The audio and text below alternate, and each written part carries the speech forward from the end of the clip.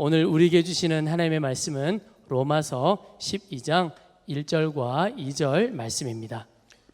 형제 자매 여러분, 그러므로 나는 하나님의 자비하심을 힘입어 여러분에게 권합니다.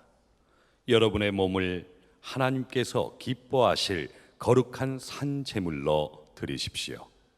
이것이 여러분이 드릴 합당한 예배입니다.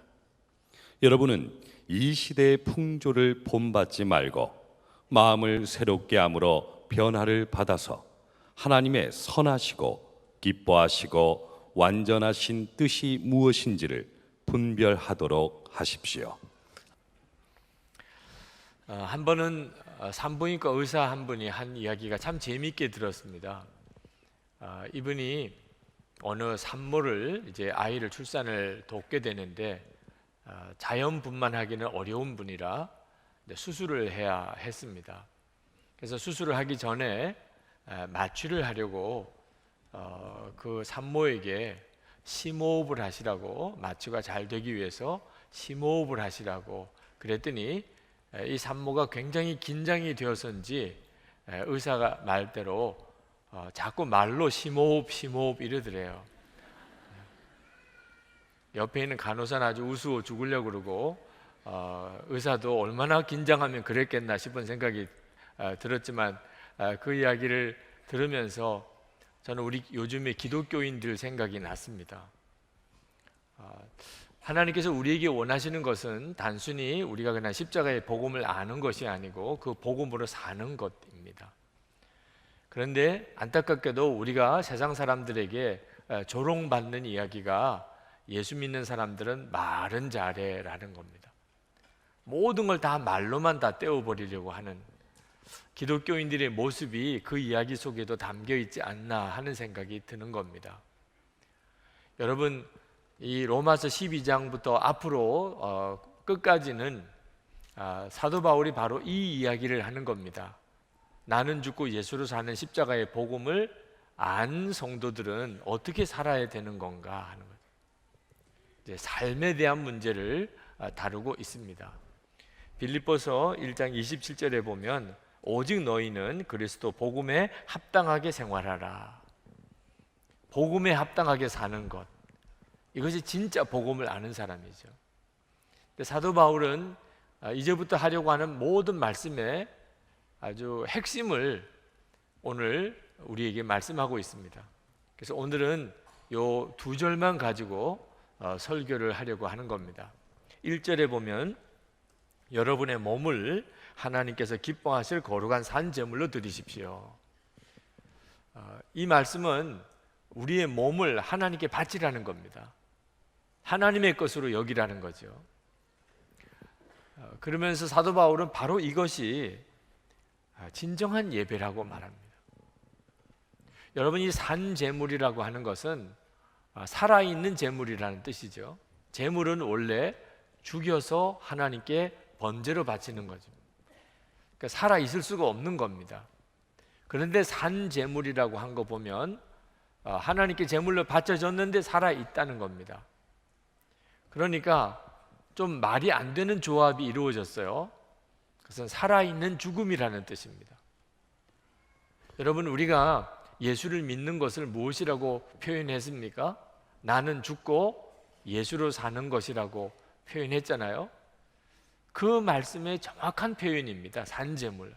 산제물로 하나님께 바치라. 우리가 예수님을 진짜 믿었다면 그러면 우리는 어떤 삶을 살아야 되는가? 하나님께 우리 몸을 완전히 하나님께 산제물로 바쳐서 살았다 있지만 죽은 자고, 또 죽었다고 하지만 또 살아있는 자로서의 삶을 살아가라는 거죠.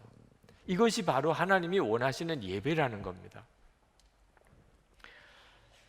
오늘 우리는 다 예배 드리는 사람이죠. 그래서 우리에게 있어서는 이건 굉장히 중요한 의미가 있습니다. 요한복음 4장 23절에 보면 하나님께서 예배하는 자를 찾으신다고 그랬어요. 그럼 하나님이 찾으시는 예배자는 어떤 사람일까요? 예배 시간에 예배당 안에 와서 앉아 있는 사람이 예배자인가요? 사도 바울과 예수님은 그렇게 말씀하지 않으셨습니다. 하나님이 정말 찾으시는 예배, 진정한 합당한 예배는 몸을 하나님께 산제물로 바친 사람의 삶이에요. 저는 어릴 때부터 예배를 엄청나게 많이 드렸지만 제가 가지고 있었던 예배의 기준은요, 떠들지 마예요.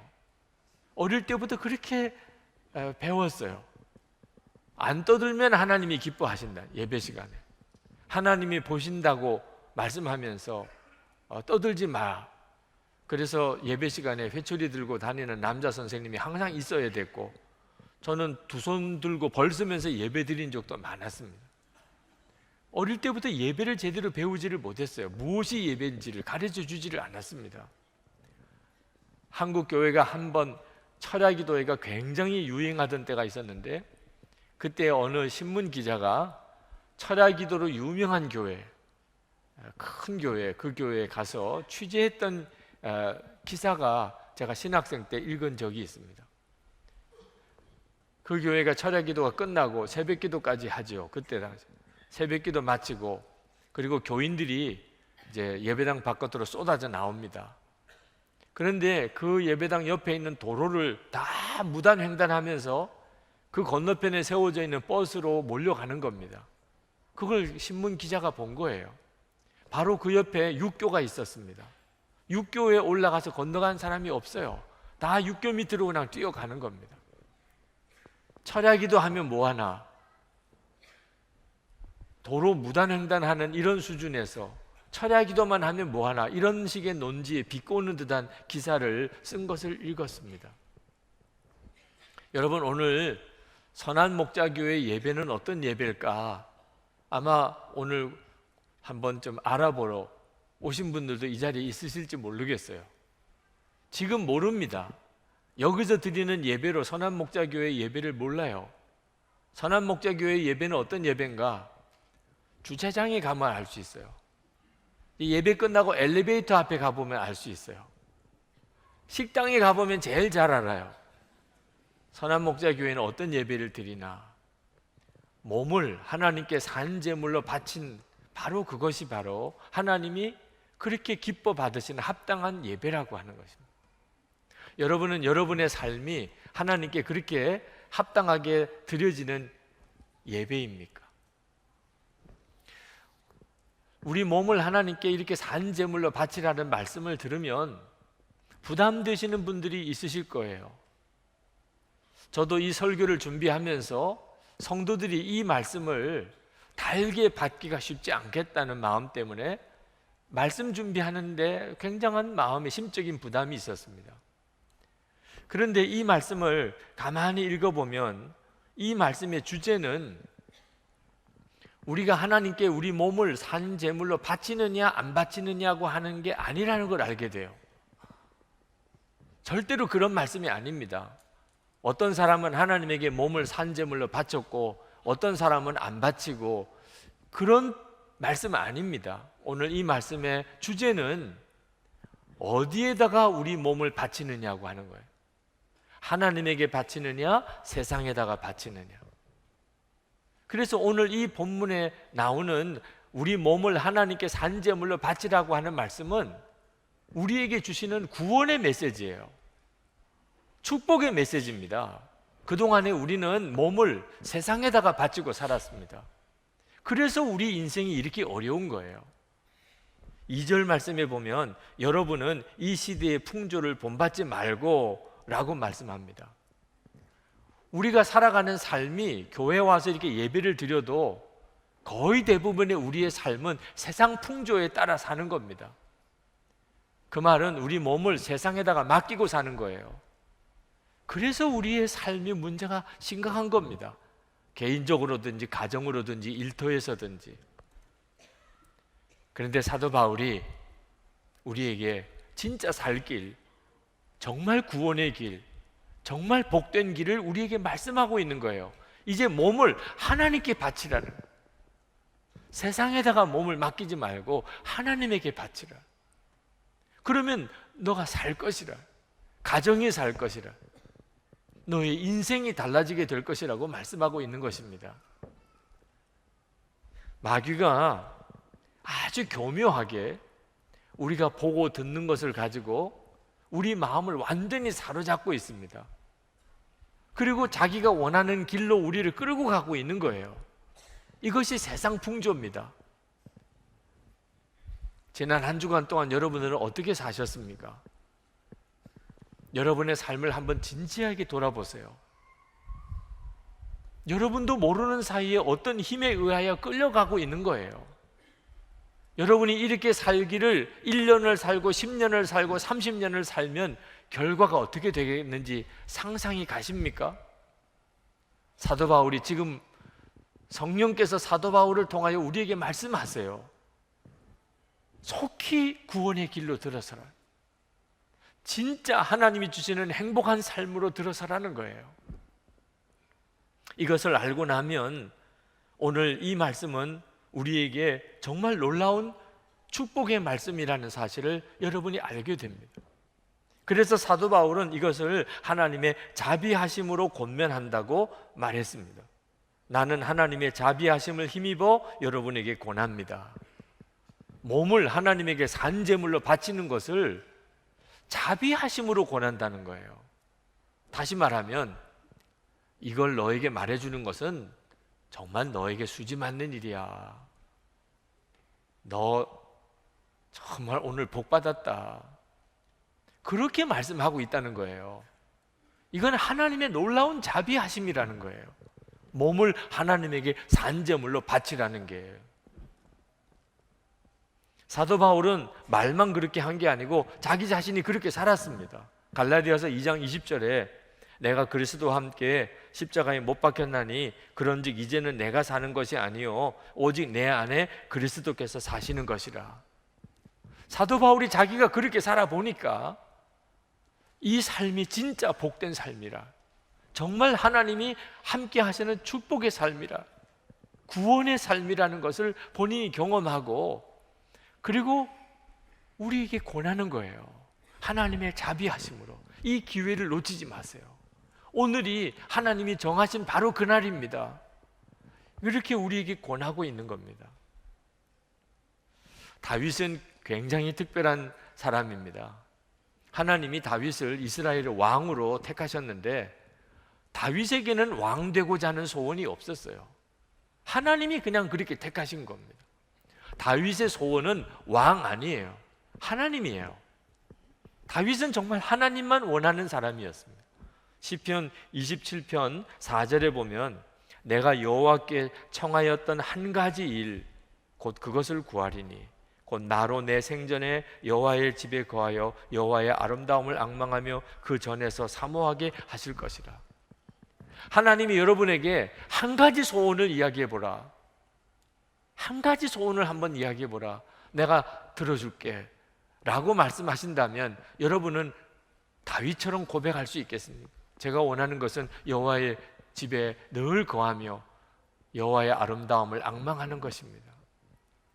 다윗은 그런 마음을 가지고 살았던 사람이에요. 하나님이 그렇게 좋았고 하나님이 그렇게 사랑스러웠어요. 다윗이 어릴 때 그때부터 목동으로 일했습니다. 아버지의 양을 이제 들판에서 치는 목동이었어요. 한밤중에 다윗은 양들을 지켜야 됐습니다. 밤은 깊었어요. 혼자 있습니다. 양들밖에 없어요. 그때 다윗은 악기를 꺼내 들고 하나님께 찬양을 올렸다고 그랬습니다. 그 깊은 밤에 그 들판에서 다윗에 의해서 하나님을 찬양하는 소리가 하나님께 올라가요. 여러분, 하나님께서 그 다윗의 찬양을 들으실 때 마음이 어떠셨겠어요? 하나님이 정말 왜 그토록 다윗을 좋아하셨는지 알 것 같아요. 하나님을 믿는다고 해서 다 다윗처럼 이런 마음을 가지는 게 아닙니다.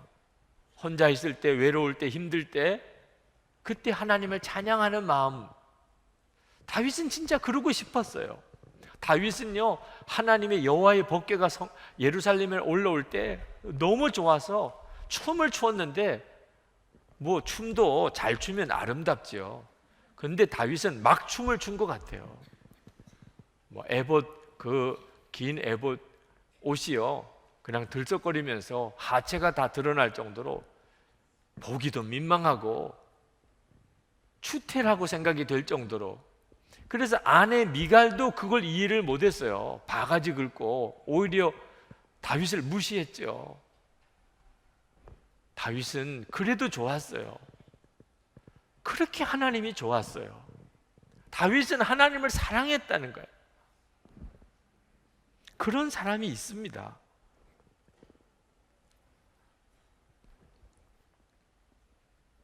하나님을 사랑하게 되면 몸을 하나님께 산제물로 드리는 게 기쁨이에요. 그건 원하는 거예요. 그럴 수 있게 된 것이 감사해요. 그럴 수 없으면 안타까워요. 몸을 하나님께 산제물로 바치는 것이 기쁨이고 감사인 사람이 있어요. 다 부담스러운 것만 아닙니다. 다윗과 같은 하나님의 사람들은 다 그랬어요. 제가 어제 결혼식 주례를 했습니다. 많은 사람들이 축복해주고 축하하고 신랑 신부가 기뻐하고 잔치지요. 결혼식 잔치. 그런데 이 결혼식을 가만히 보면 말입니다, 사랑을 빼면 무서운 거예요. 한 남자가 한 여자에게 자기 인생을 다 맡겨요. 한 여자가 한 남자에게 자기 인생을 다 맡겨요. 이건 얼마나 무모한 일입니까? 사랑이 없다면 결혼 예식은요, 사실은 굉장히 부담되는 일이고, 그리고 사실 좀 두려운 일이에요. 사랑하니까, 서로 사랑하니까 그렇게 서로 맺어져서 부부가 되어 살게 되는 것을 다들 기뻐하고 축복하고 그 사람들을 부러워하는 거죠. 하나님과 우리 사이도 마찬가지예요. 우리 몸을 하나님께 산제물로 바친다는 것이 부담스러운 사람은 그 자체가 힘들어서가 아닙니다. 사랑이 빠져 있는 거예요. 하나님을 믿는지는 모르지만 사랑하지는 않아요. 사랑하지 않으니까 하나님께 내 몸을 산제물로 바치는 것이 부담스러운 거예요.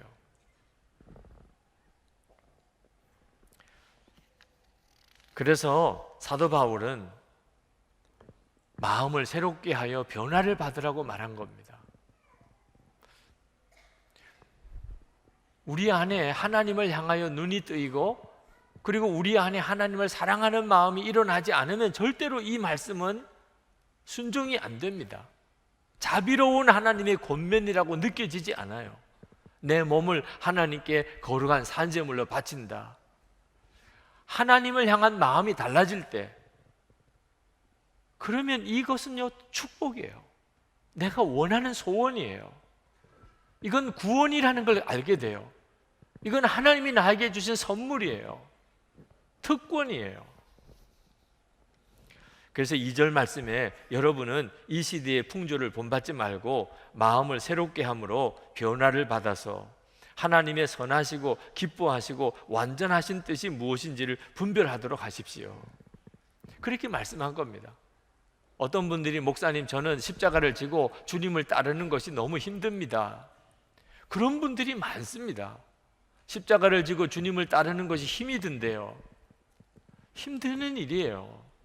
자기를 부인하고 자기 십자가를 지는 것은 정말 힘든 일이에요. 그렇지만 힘들기만 하다면 못하는, 그게 진짜 힘들기만 하다면 자기 십자가를 지고 주님을 따르는 사람이 이렇게 많을 수가 없어요.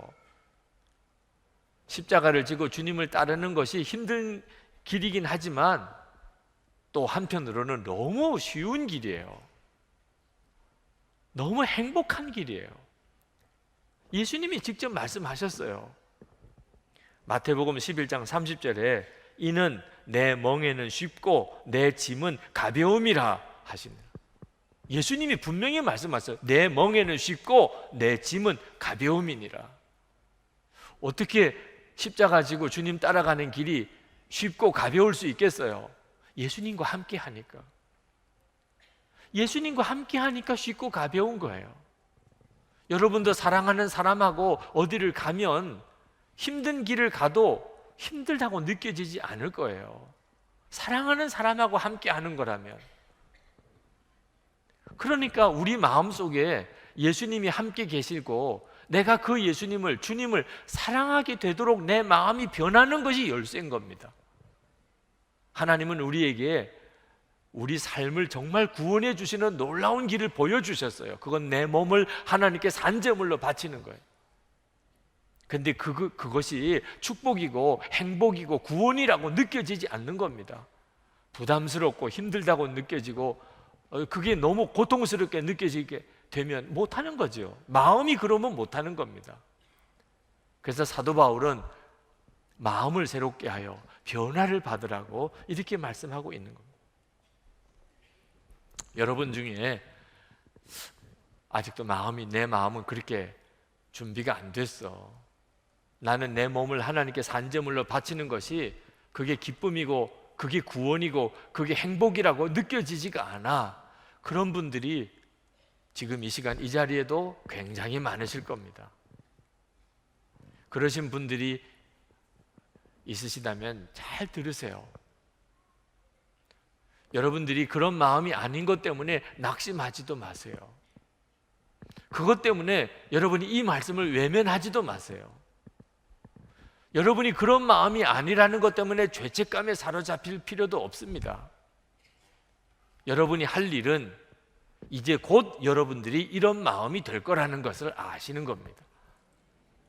여러분이 이제 곧 얼마 안 가면 여러분의 몸을 하나님께 산제물로 바치는 것이 축복이고 행복이고 그게 구원이고 그게 하나님께서 나에게 준 선물이라고 그렇게 여겨질 때가 올 거라는 거예요. 그렇게 될 거예요. 하나님이 하실 것이니까. 개봉박두입니다. 지금 그러지 못하신 분들은 오늘 저녁에 가서 일기에 쓰세요. 오늘까지도 내가 아직도 내 마음이 하나님께 내 몸을 산제물로 바치는 것이 기쁨이 아니다. 오늘 써놓으세요. 2015년 9월 6일. 이게 언제 바뀔지 모르니까 그때 가면 확실하게 대조해 봐야 되잖아요. 믿어지지 않으십니까? 우리의 마음을 뒤집어서 바꾸시는 분은 하나님이세요. 그리고 하나님이 얼마나 놀라운 일을 이미 이루어 놓으셨는지를 성경이 말씀하고 있습니다. 로마서 6장 6절 우리가 알거니와 우리의 옛사람이 예수와 함께 십자가에 못 박힌 것은 죄의 몸이 죽어 다시는 우리가 죄에게 종노릇하지 아니하리 함이니. 여러분, 여러분의 옛사람이 언제 죽었습니까? 예수님이 십자가에 못 박히실 때 죽었어요. 이미 하나님이 다 하셨어요. 여러분의 옛사람이 이미 죽었어요. 예수님과 함께 하나님이 다 이루어 놓으셨어요. 고린도후서 5장 17절 말씀 그런즉 누구든지 그리스도 안에 있으면 새로운 피조물이라 이전 것은 지나갔으니 보라 새 것이 되었도다. 여러분은 이미 새로운 피조물이 되었어요. 예수 그리스도 안에서 하나님이 다 하셨어요. 여러분 보고 하라고 하신 게 아닙니다. 하나님이 다 이루어 놓으셨어요. 여러분의 마음을 새롭게 하시는 분도 하나님이세요. 에스겔서 36장 26절에 육신에서 굳은 마음을 제거하고 27절에 또 내 영을 너희 속에 두어 너희로 내 율례를 행하게 하리니 너희가 내 규례를 지켜 행할지라. 우리 속 마음을 뒤집어 놓으실 분도 하나님이세요. 성령을 우리 가운데 보내주셔서 우리 속의 마음을 굳은 마음 제거하고 부드러운 마음을 만들어 주실 것이라. 그래서 변화하라 이렇게 말씀하지 않고 변화를 받으라. 하나님이 우리에게 변화를 주실 텐데 그걸 받으라고 이렇게 말씀한 겁니다. 저는 아버님을 닮아서 그런지 굉장히 성격이 온순한 편이고 사람들이 늘 저를 보면 착하다고 이야기를 합니다. 근데 제 속에 있는 진짜 성질은요 굉장히 분노가 많아요. 분노가 들끓는 사람이에요. 저는 사람들을 보면 항상 비판적입니다. 제 마음에 드는 사람이 별로 없어요. 항상 문제 많은 사람들만 있어요. 겉으로 드러내서 화를 안 내는 것뿐이지 속으로는 정죄하고 판단하고 분노하고 그렇게 삽니다. 나는 그렇게 살지 말아야지 그러면서 제가 반듯하게 살아보려고 애를 쓰니까 사람들은 다 저를 보고 믿음이 좋다고들 이야기하지만 하나님의 은혜하고는 너무나 거리가 먼 거죠. 근데 1984년에 제가 회심을 체험할 때 하나님께서 저에게 제 죄의 실상을 보게 하셨어요. 제 죄의 실상을, 제가 어떤 죄인인가를 그날 하나님이 보게 하셨다고. 그리고 속주의 은혜가 저에게 비로소 무엇인지를 깨닫게 하셨어요. 하나님이 저를 사랑하시는 게 뭔지를 알게 하셨어요. 그리고 완전히 바꿔졌어요. 사람을 보는 눈도 달라지고 저를 보는 눈도 달라지고. 하나님께서 한번 마음을 터치하기 시작하시니까 삶이 완전히 달라져 버렸어요. 저는 목사가 되고 난 다음에 마음의 소원이 어떻든지 큰 교회에 담임 목사가 되어서 교회를 성장 부흥시켜 가지고 성공해야 되겠다, 그런 마음이 있었어요. 겉으로 드러내놓고 말은 안 하지만 이왕 목사가 됐으니 큰 교회로 교회를 좀 부흥 성장시키고 목회에서 성공을 해야 되겠다, 그런 마음이 제 속에서 해결되지 않게 끊임없이 제 속에서 이글거리고 있었어요. 그런데 하나님께서 하루는 저에게 예수님의 십자가 앞에 서는 환상과 같은 체험을 주셨어요. 골고다 산에 예수님 십자가에 못 박히신 모습, 손과 발에 못이 박히고 가시 면류관을 쓰시고 옆구리에 창에 찔려 피를 쏟으시는 그 주님의 모습을 보면서 완전히 꼬꾸라졌어요. 그냥 울기밖에 할 게 없어요. 그렇게 울고 제 속에 무언가가 확 꺾어지는 느낌이 들었어요. 성공해야 되겠다. 목사가 되었어도 목사로서 성공해야 되겠다. 그런 성공에 대한 갈망, 야망이 꺾어진 거예요. 주님의 십자가를 진짜 바라보고 나니까 하나님의 사랑이 얼마나 놀라운지 그걸 알고 나니까 더 이상 무슨 성공해야 되겠다, 내가 큰 교회를 이루어야 되겠다, 그런 마음이 없어져 버렸어요. 마음의 소원은 그냥 주님 한 분 더 알고 싶은, 주님과 온전히 하나 되고 싶은 마음 하나밖에 없어요. 하나님이 하시니까 되더라고요. 그건 전적으로 하나님이 하신 거죠. 사람의 마음을 완전히 뒤바꿔 주실 분은 하나님이세요. 하나님이 그렇게 하세요. 이 일이 여러분에게 아직까지 실제로 경험되지 않았다고 한다면 제가 예언할게요. 여러분에게도 그런 일이 일어납니다.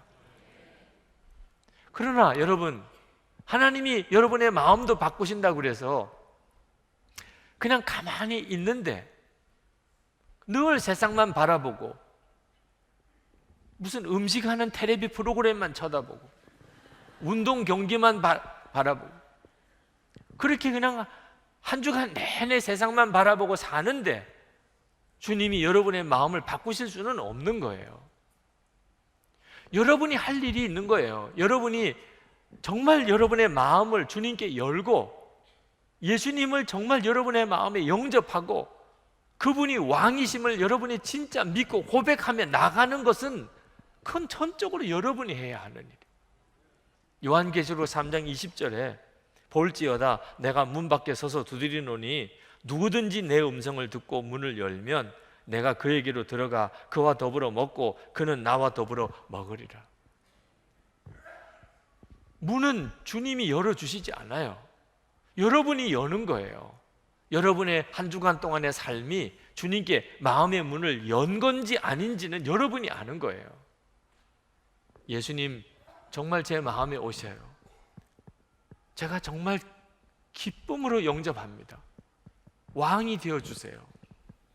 여러분이 진심으로 그 사실을 믿음으로 고백하고 또 갈망하면 반드시 여러분에게 분별력이 생깁니다.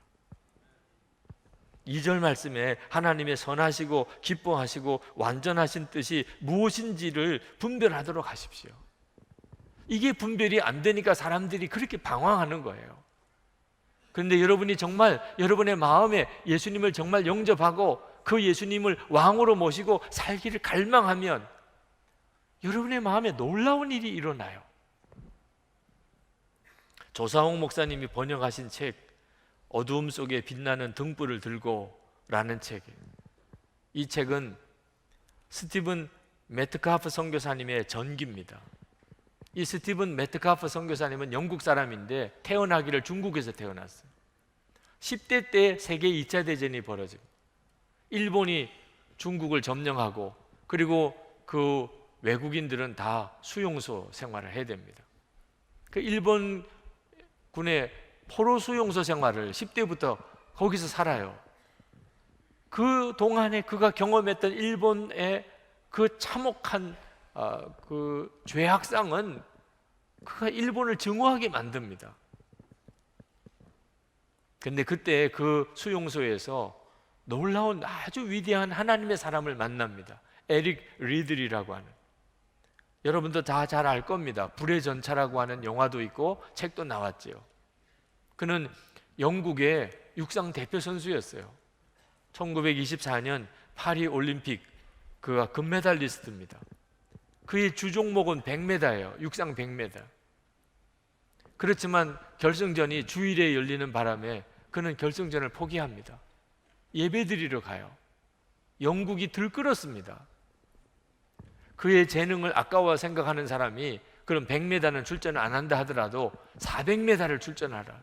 그날은 주일이 아니니까. 자기 주종목은 100m 단거리 선수인데 중거리 400m를 나가야 되니 부담되지만 해보겠다고 그랬습니다. 그리고 그가 기도하고 출전했는데 세계 신기록으로 금메달을 땁니다. 그런 사람이었어요. 근데 그는 그 모든 명예와 그리고 부를 다 버리고 중국 선교사로 갔습니다.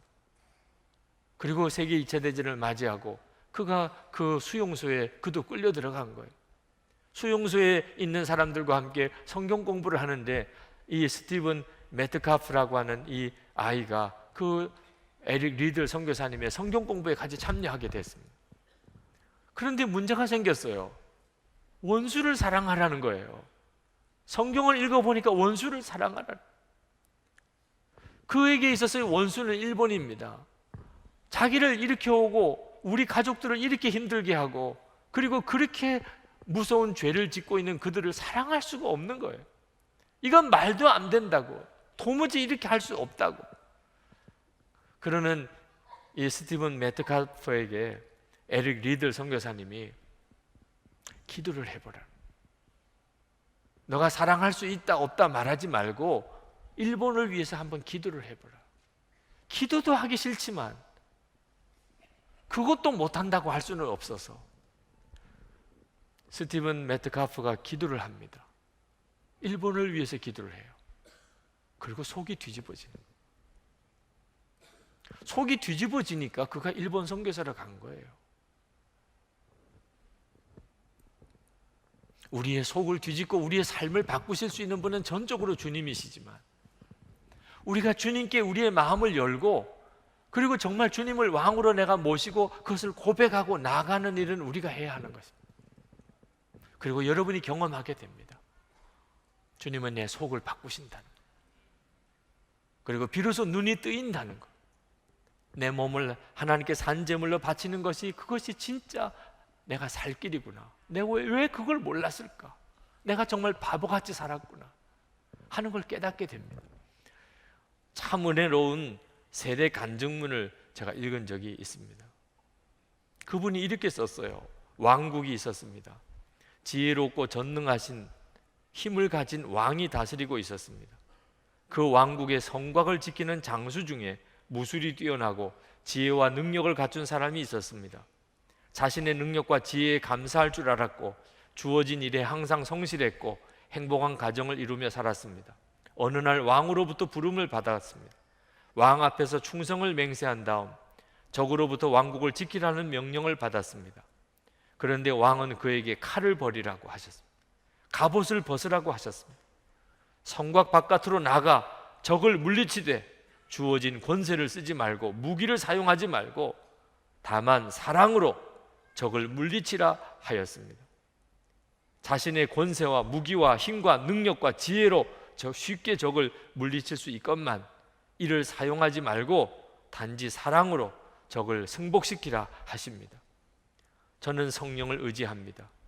선으로 악을 이기라, 핍박하는 자를 위해 기도하라 하는 말씀에 순종하는 것은 고통이 따르는 일이지만 저는 하나님의 군병으로 하나님의 명령에 승복하겠습니다. 이분은 진짜 예수를 믿은 사람이에요. 예수를 믿은 것은 이렇게 마음이 뒤바뀐 거예요.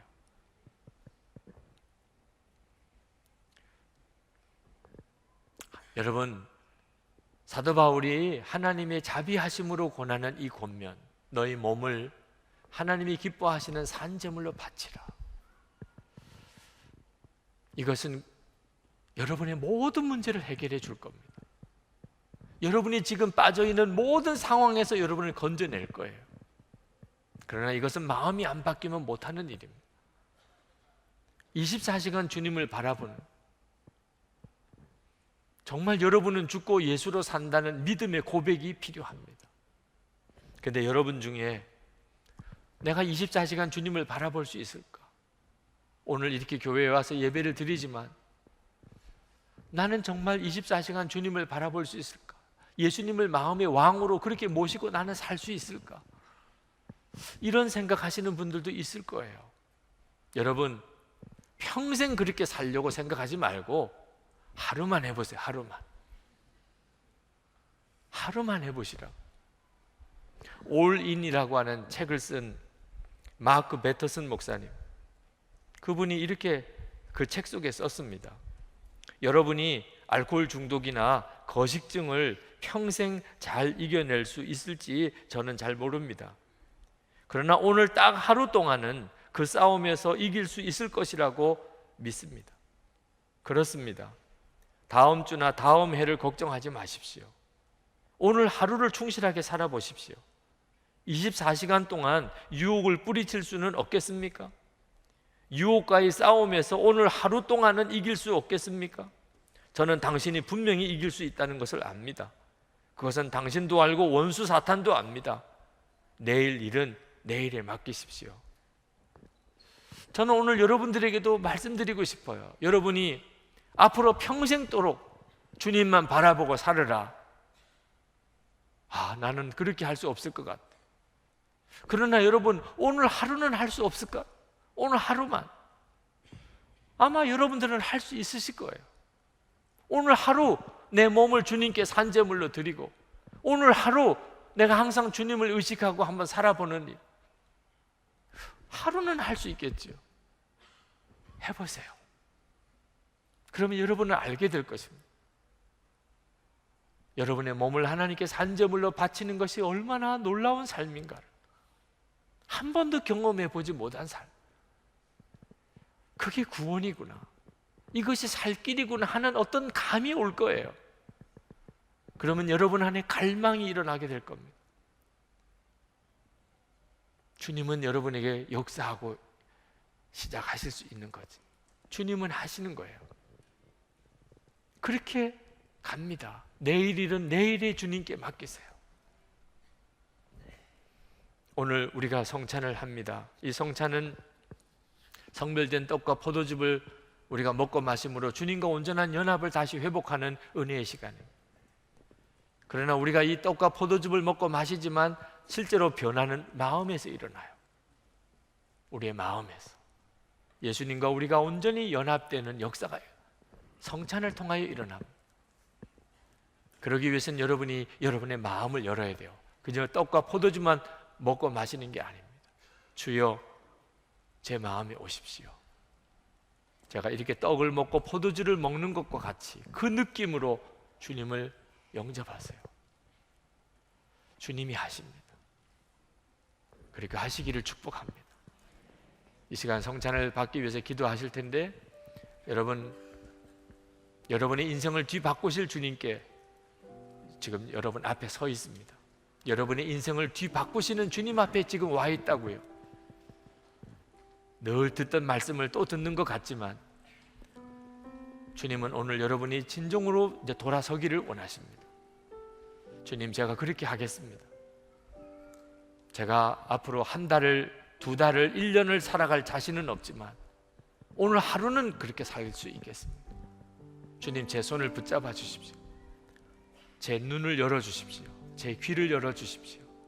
제가 생명의 감각을 가지게 해 주십시오. 우리 통성으로 기도하고 성찬을 받겠습니다.